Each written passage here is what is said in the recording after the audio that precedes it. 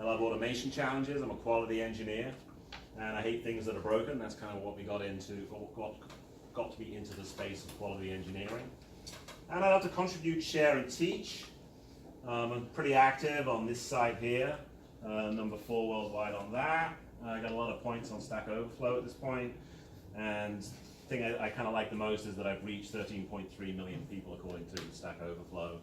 I currently work in Indianapolis. Although I live in Cambridge. That's not working that well, I mean, as you can kind of imagine.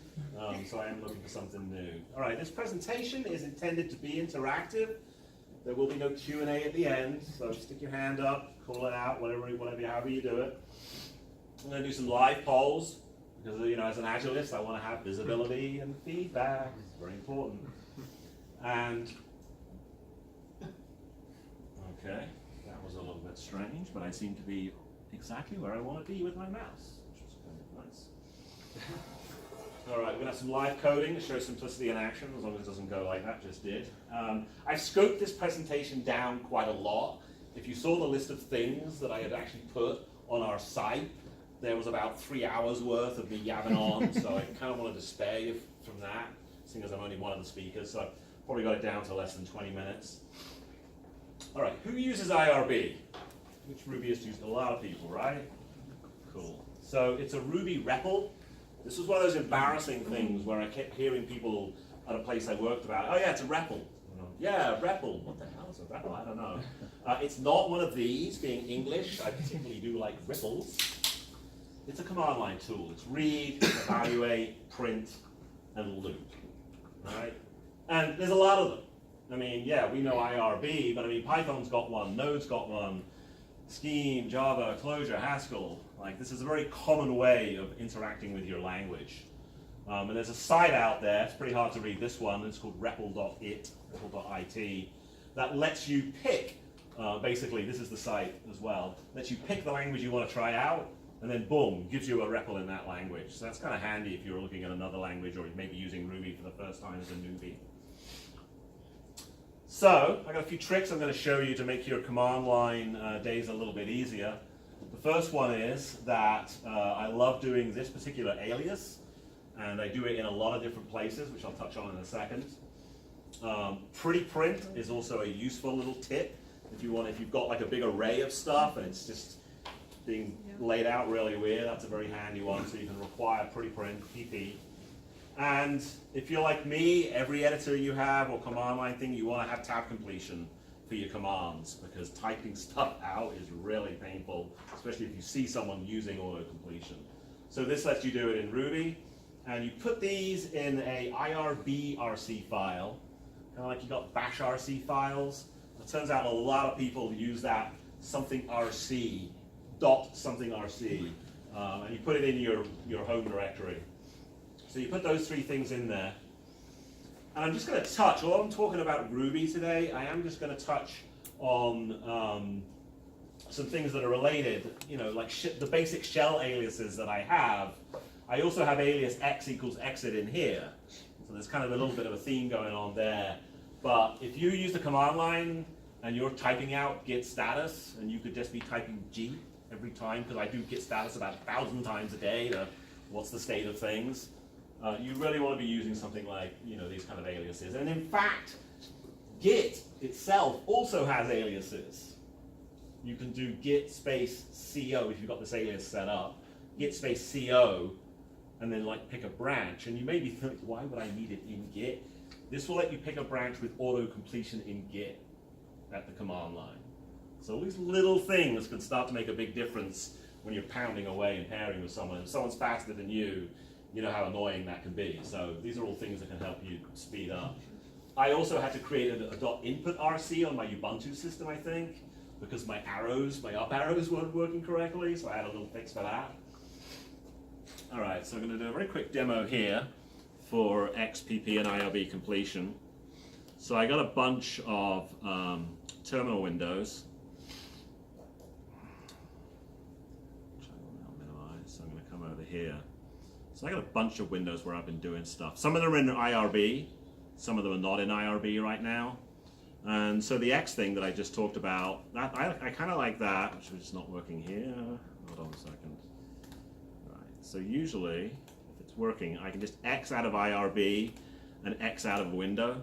So if I have a bunch of windows, I might have something valuable in one of them that I'm in the middle of, and I often end up going like this window, this window, this window, this window. And so this lets me do that and exit out of those windows really quickly without just blowing them all away. The pretty print can be seen if you do a command like this. You get that kind of output, which is pretty hard to read. If you use the pretty print, well, my font's really big here, but you get a ordered list. Those are the files in my directory.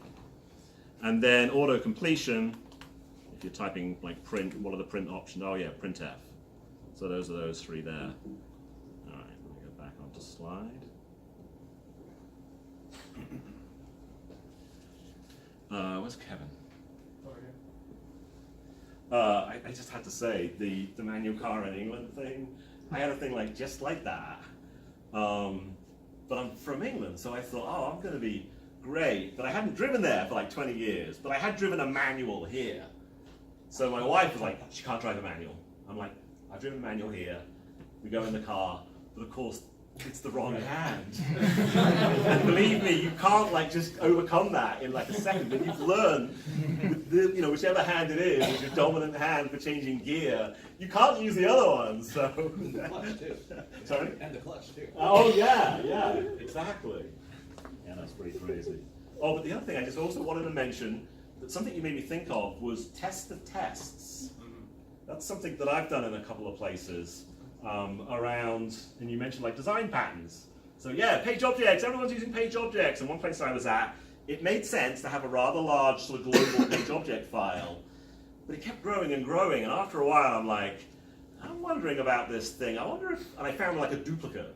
And I said, I wonder if there's any more in there. 15 duplicates. Oh. And 20 unused page objects. So yeah, just having like a design pattern like page objects, you could still create a lot of crap. So now I created tests which would run, and if you had taken away the use of a page object, but you still had the page object defined, it would fail in your suite. So like test the test. So you certainly reminded me of those. All right. I think most of the companies here are using Ruby, and we've kind of gone over who's hiring and who's looking kind of thing. So I'm going to touch very briefly on IRB as a development tool. You can do all of the things that you want to do in your program in IRB. You can require gems, like if you're used to using all of the stuff for date because you're used to using Rails, and then you go to a place that you're not using Rails, and you expected all that stuff to be available in base Ruby, and it isn't. You can just require dates, require quotes, date quotes. You can require relative local files. And the thing about it is that when you start getting comfortable at using IRB instead of like running your program, just go into IRB. You come up with, I've seen this term REPL-based development. I personally have used this term line testing, sort of one level below unit testing. Sometimes you've got something in your Ruby programming and it's not doing what you think. And then you run it, you change it, you run it, you change it, and that's just like, that's a very painful way, and you do a lot of print statements. It's a very painful way to develop. But if you can actually get in IRB, or something else I'm going to show you in a second, everything in that environment set up requiring all of the files that you need, you can literally be doing development like at the command line. So before you even like start to write out a method, you could be trying all the little bits of that method out. So for instance, I was playing around with something, and I did that, a directory of all of my stuff, and I did a pretty print. And I might have this in a program where I'm trying to use it, but just being an IRB, I could just do that, and I could split it, and I could select the Ruby files, and I could map it, and I could take the first part of it. But I could just do all of that like at the command line, instead of it being in a program I've got to run. All right, any questions or comments or thoughts about using IRB that I haven't covered? Yes? You mentioned Rails. Would you reach for IRB over the Rails console? I think they're kind of just different, because Rails console is that, load state and made for working with Rails apps. So I wouldn't choose it over it, no, because you want to be in state. But you've led me right to my next thing. Nice little cue. Pry! So who uses binding.pry for debugging? Right, it's pretty useful, right? In fact, like once you discover it, you can't do without it, right? So for the last 10 years, I thought you use like Pry for debugging at runtime and IRB for all your other stuff. And in preparing for this talk, 2 days ago, I read up on these tools and found out that actually I could have just been using Pry for everything, which I never even realized. I always thought it was like this binding.pry tool and just didn't know you could just use it. So you install it from GitHub Pry. You use Pry the same way you can use Pry the same way you use IRB. You just type Pry and you're in a Ruby console. But to use for debugging, of course, you put binding.pry in the code. Then you run the code like Ruby, the file. The program pauses at that point, provides a console. You can look at all your program state and objects. It's more like a Rails console kind of thing. And then you can continue stepping through the program with step next to continue. Continue goes all the way through the program and exits. Step does what it sounds like, single step, single instruction. Next will, I don't know how to define that very well, but if you've got something, for instance, like an enumerable that's being iterated over, next will just jump over that, all of that iteration. And you can just experiment in Pry, the same way I was saying like with IRB. You can debug, and then you can try to do a lot of things that normally you would be editing the program to do. You can just try them out at that point of execution. So it lets you do that line testing. Like the documentation says, Pry also aims to be more than an IRB replacement, attempt to bring REPL-driven programming. Sounds pretty fancy to me. I kind of like the line testing. But. All right, Pry also has a .rc file. Bit of a theme here. So .pryrc in your home directory. And that also will let you do the X for your alias, so you can exit out of Pry and then exit out of your window like I do. And it also lets you do these aliases. Bit of a theme again. You got to do this strange syntax.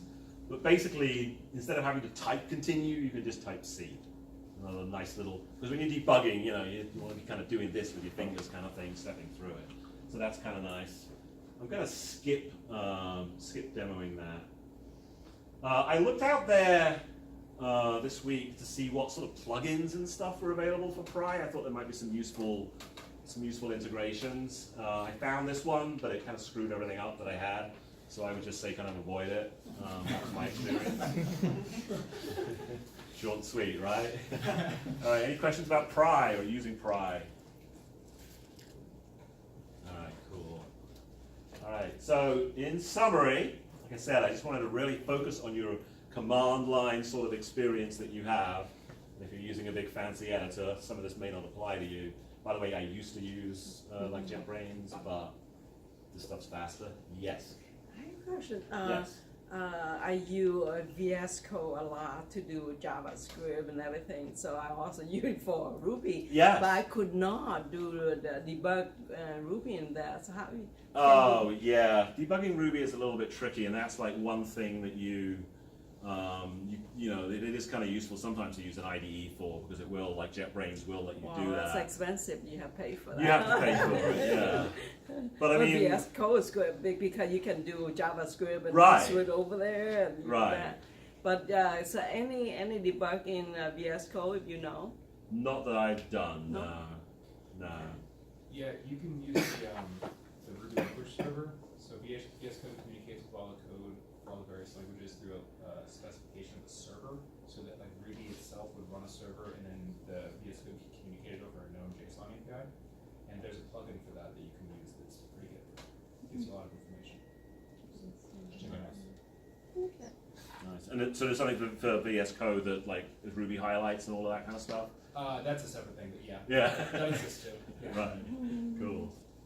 All right, so my summary is use good aliases all over the place, bash, Ruby, Git, IRB, Pry, put your X in all of those or whatever you want to make your life easier. Use your .rc files to customize your command line environment. Use Pry and binding.pry. You don't need to use IRB anymore. It's going to be hard for me to not type that. so use Pry for line test development. Thank you. That's all I got.